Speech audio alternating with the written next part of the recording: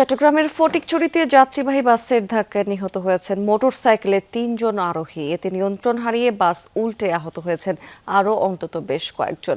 সন্ধ্যা ৬টার দিকে উপজেলার পেলাগাজী দিঘি এলাকাতে এই ঘটনাটি ঘটেছে। এতে ঘটনাস্থলেই ৩ জনের মৃত্যু হয়েছে। নিহতরা হলেন মোটরসাইকেলে আরোহী নয়ন উরাং, উত্তম উরাং এবং তপু কর্মকার। ৩ জনেরই বাড়ি ফটিকছড়ির হাজারীখিল এলাকাতে। স্থানীয়রা জানিয়েছে যে চট্টগ্রামের বোয়ালখালী উপজেলা থেকে খাগড়াছড়ি জেলার মানিকছড়ি উপজেলাতে একটি বৌভাত অনুষ্ঠানে অংশ নিতে যান তারা। অনুষ্ঠান শেষে বাড়ি ফেরার পথে মোটরসাইকেলের সাথে বাসটির সংঘর্ষ হয়। দুর্ঘটনার পর স্থানীয়রা আহতদের উদ্ধার করে প্রথমে প্রাথমিক চিকিৎসার ব্যবস্থা করেন, পরে গুরুতর আহতদের চট্টগ্রাম মেডিকেলে পাঠানো হয়েছে। এরা কাজে গেছিল রাজমিস্ত্রির। সকালে 7:30 বাজে ঘর থেকে বাইরে হয়, বিকালে 5টা-6টা বাজে বাড়িতে যায়। 4 জন ছিল, আরেকজন কে হয়েছে সেটা জানি না। হ্যাঁ, নয়ন কর্মকার উনি মারা গেছে। তারপর আরেকটা উত্তম